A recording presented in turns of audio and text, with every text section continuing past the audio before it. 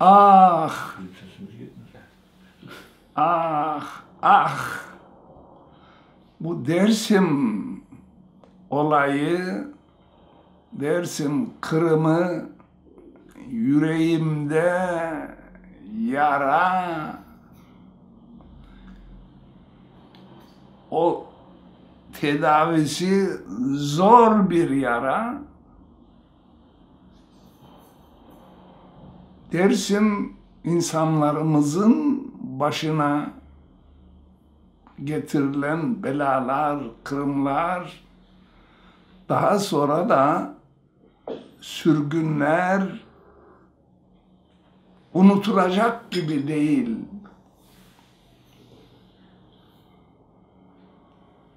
Ya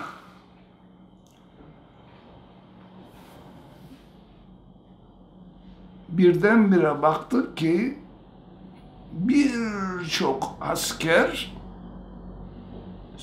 ve başlarında zabitleriyle, yani subaylarıyla köyü sardılar.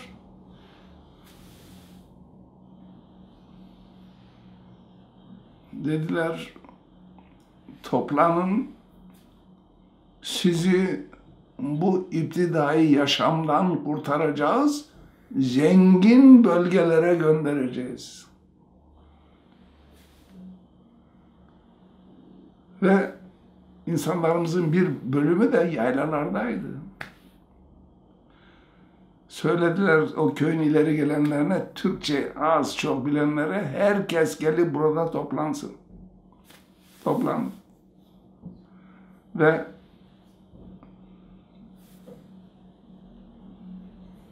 Kutu Deresi'nde veyahut da Dersim'in bazı bölgelerinde yapılan kırımları sadece kulaktan kulağa duyuyorduk. Ve örneğin bizim köyde askerle bir araya, askere kurşun atmak veyahut da askerin bizim köylülere kurşun atması diye bir durum yoktu. Ama yine de bizi o zamanki Başbakan Celal Bayar ve işte Genelkurmay Başkanı bizi de güya zengin, bizi göç edecekler ve zenginleşeceğiz, zengin yerlere göndereceğiz diye bizi uyuttular. Süngülü askerlerin refakatinde bizi orada birileri sordu, dedi ki eşyalarımızı, hayvanlarımızı da birlikte alabilir miyiz? Tabii ki alabilirsiniz ama size bir faydası olmayacak. Böyle deyince kulaktan kulağa demek ki bizi götürüp bir yerde kıracaklar. Ve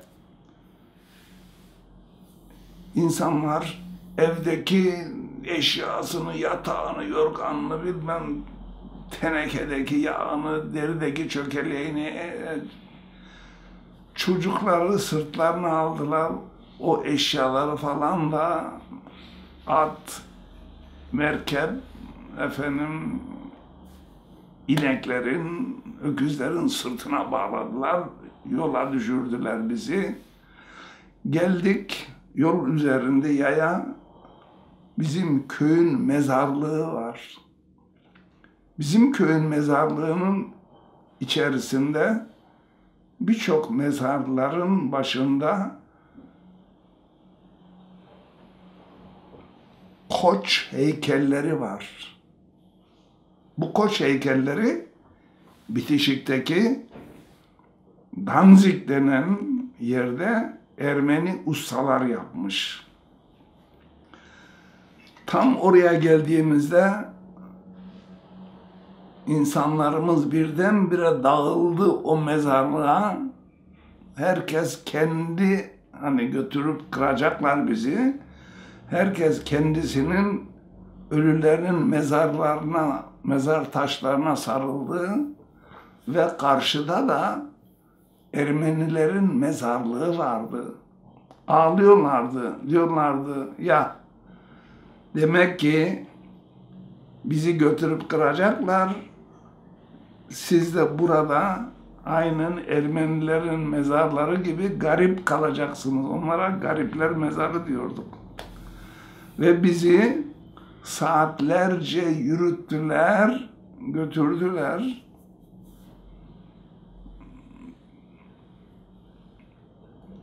Kırkatlılar Dağı ve karşıda ki dağın arasında, Kırkatlılar Dağı'nın arkasında kocaman, uçsuz bucaksız bir çukur.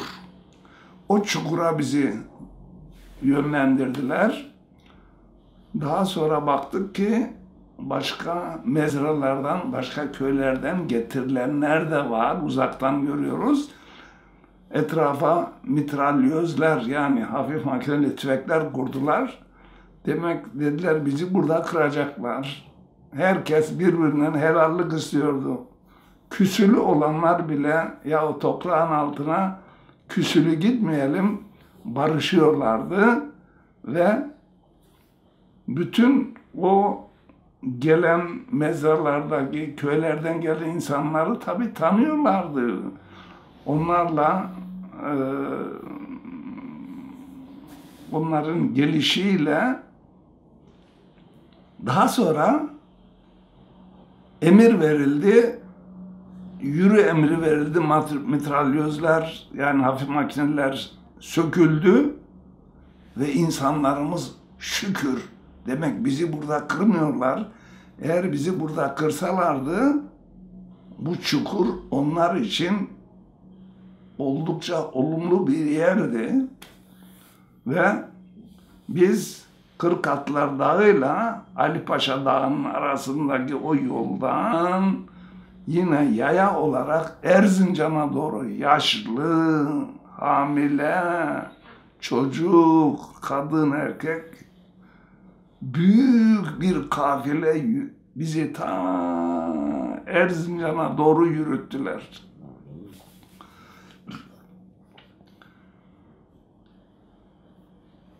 Avzert diye bir yer var. Yani yukarıdan bakınca Erzincan'ın ışıkları böyle görünüyor. O Avzert'in oradan büyük bir alan. Bir takım gençler bütün bu sıkıntılara orada bir takım gençleri palaskalarla dövdüler. Kaçmaları önlemek için bir gözdağı veriyorlardı. Ve bizim köyden de rahmetli Şevki Han, yani onların bağırmaları yürek yakıcıydı. Daha sonra gençler kaçmaya niyetlendi. Ama anne baba aman ha kaçarken sizi acımazlar, vururlar. Onun için vazgeçin bizi bu üzüntüye koyun. Daha sonra orada bir gece kalındı. Yine yaya yürüyüş devam etti.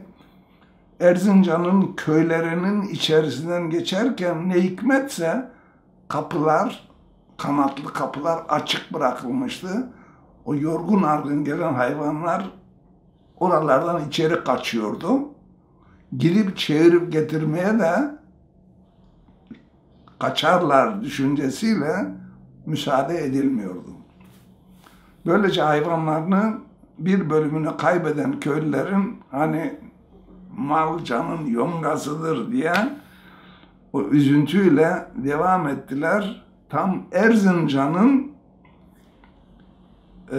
Erzurum tarafından gelen Karasu, onun köprülerinin orada bizi durdurdular.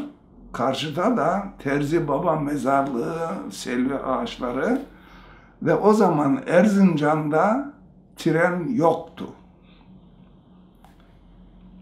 Bir gece orada kaldıktan sonra bize birdenbire kamyonlar geldi ve kamyonlara balık istifi doldurdular bizi ve bütün hayvanlarımız, eşyalarımız olduğu gibi o meydanda kaldı. Oradan bizi nereye götürdüklerini de bilemiyoruz. Meğerse tren o zaman Ilıç'la Kemah arasında deneme yapılıyormuş raylar. Bizi Kemah'a götürdüler. Kemah'ta kara trene bindirdiler. Ve nereye götürdüklerini de bilmiyoruz. Bizim gibi diğer birçok köylüleri, mezarlardan gelmiş olan insanlarımızı da bindirdiler ve ne kadar sürdü bilmiyoruz. Bizi de Konya'nın Çumra kazasının tren istasyonunda indirdiler. Velhasıl kelam oradaki çektiğim 9,5 yıl kaldık. 9,5 yıl uyum sağlayamadık. Dil bilmiyorduk. Aynı zamanda da siz niye camiye gelmiyorsunuz diye sataşıp duruyorlardı. Bunun üzerine 9,5 yıl orada kalmamıza rağmen bir türlü alışamadık. Ve 9,5 yıl sonra birçok insanlarımız ta Edirne'den, Denizli'den, Çanakkale'den, Aydın'dan, Bursa'dan ve çeşitli yerlerden, Batı Anadolu'dan Cumhurbaşkanı'na ve Başbakan Celal Bayar'a mektuplar yazmışlar ki biz memleketimize geri dönmek istiyoruz. Biz buralara alışamadık. Ve bir gün muhtar geldi, dedi ki hükümet diyor ki siz medenileştiniz. Güya medenileşmişiz. Efendim, hükümet sizi geri göndermek istiyor. 2 gün sonra Çumra istasyonuna ve o zaman babam anneme dedi ki kız bu ne söylüyor? Muhtar ne söylüyor? Annem biraz Türkçe biliyordu. Dedi ki adam bizi geri gönderiyorlar. İkisi birden toprağa ellerini koydular, toprağı öptüler, yüzlerine sürdüler.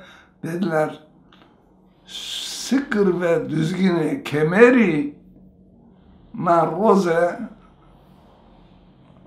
ma biz bu esaretten kurtulacağız. Ve at arabaları tutuldu. Bilmem ne Çumra'ya gelindi ki o çeşitli diğer köylerden de getirilmiş insanlar vardı. İnsanlar öylesi bir mutluluk içerisindeydi. Fakat daha sonra esas bu Ali Paşa Dağı'yla Kırkatlar Dağı arasındaki o büyük çukurda askerin birisi bizim muhtara bir fotoğraf gösteriyor. O fotoğrafta bizim Kutu Deresi'nde mi neredeyse çocuklar böyle yoksul, perişan, arkasında subaylar, askerler resim çektirmişler. Ondan hatıra fotoğrafı çektirmişler. Ondan sonra da o çocukları götürüp kırmışlar. Daha sonra o fotoğrafı verdi muhtara. Ve o zaman anladık ki bizi götürüp kıracaklar. Yani. Ve Dersim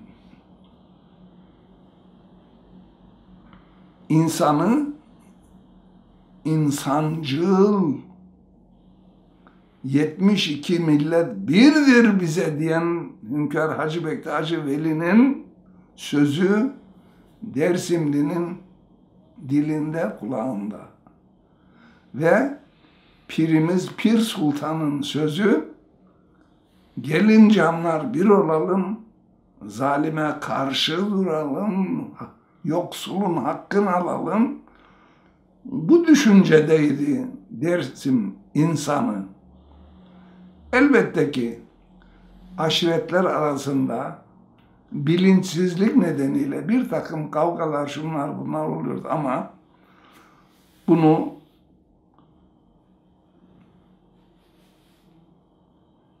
aşağıda Kutudere'sinin o taraflarında karakoldaki jandarmalar bir takım kadınları götürüp gelinleri, kızları götürüp onlara hakaret etmişler karakolda. Bunu duyan insanlarımız da gidip o jandarmaların cezasını vermiş. Bunun üzerine Elazığ'daki hem sıkı yönetim komutanı hem de vali, vay Dersim'de kapsamlı bir isyan oldu diye birlikleri Dersim'e doğru yönlendiriyor. Ve bunu duyan bizim insanlarımız da, o zaman tabii beton köprü falan filan yok, birkaç tane tahta köprü şu bu, onları harap ediyorlar ki gelen birlikler geçmesin diye. Ve bunlar geliyorlar, bizim Kırmancıye dediğimiz bölgede öylesine bir kırım yaptılar ki unutulacak bir olay değil. Ben bütün bunları hapishanedeki Konya hapishanesi, buraya geldikten sonra Konya hapishanesindeki bir adam, ya işte ben burada hapishanedeyim ama buranın soğuğuna dayanamıyorum falan diye mektup yazmıştı bana. Ben de ona evet ben oranın soğuğunu biliyorum diye cevap yazdım. Sen nereden biliyorsun deyince diğer mektubunda, yahu biz sürgün olarak işte Konya'nın Çumra ilçesinin köylerine geldik. Aman aman bu sürgün olayını bana uzun uzadıya anlat dedi. Ve onu böyle bir broşür uzunluğunda ona mektuplarla yazdım. Çünkü idam mahkumu. Benim zamanım var. Ne zaman beni idam edecekler bilmiyorum. Ama sen oldukça uzun anlat bana. Öylece ya velhasılı kelam, Dersim olayı yüreğimizde yara. Bak şu anda Dersim insanı bu FETÖ, METO gibi olaylara hiç bulaşmamış ve yönünü, hatta bir ara Dersim insanını bu AKP satın almak için mobilya ve bir takım elektrikli malzemeler vererek, örneğin bu bizim şu andaki Kılıçdaroğlu'nun Nazmiye bölgesinde rüşvet olarak dağıtıyorlar ve rüşvetle Dersim insanını satın almak istiyorlar.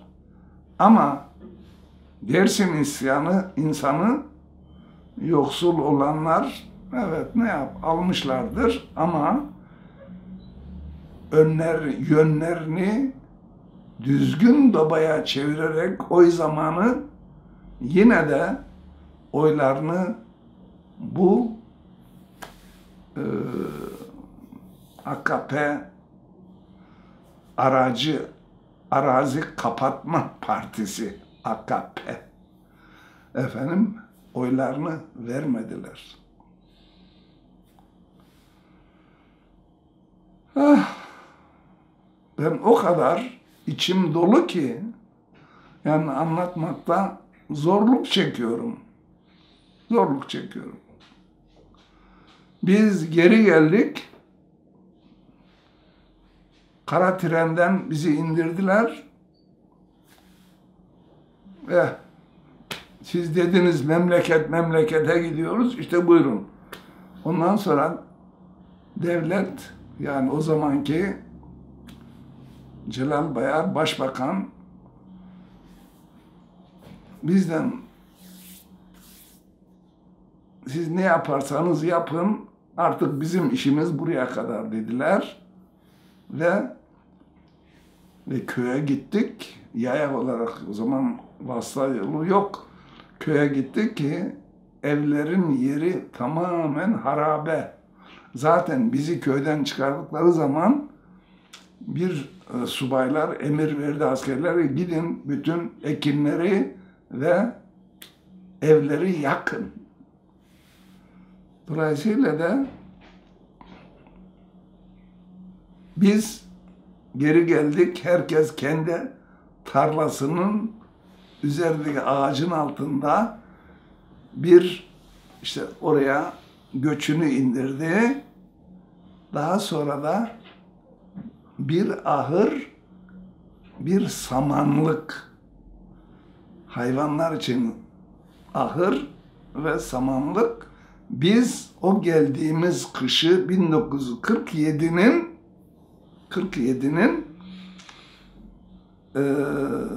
demek ki Eylül'ün başlarıydı. Geldiğimizde o kış metrelerce kar yağdı. Biz o hayvanların nefesiyle o ahırda bir köşede bütün kışı geçirdik. Başka olanağımız yoktu. Ve köyde ne bir ebe, ne bir sağlık memuru, herhangi bir 80 hanelik köy yoktu. O kış birçok insanımız yaşamını yitirdi. Bilmiyorum, başka soru var mı? Derdim çoktur, hangisine yanayım, yanayım.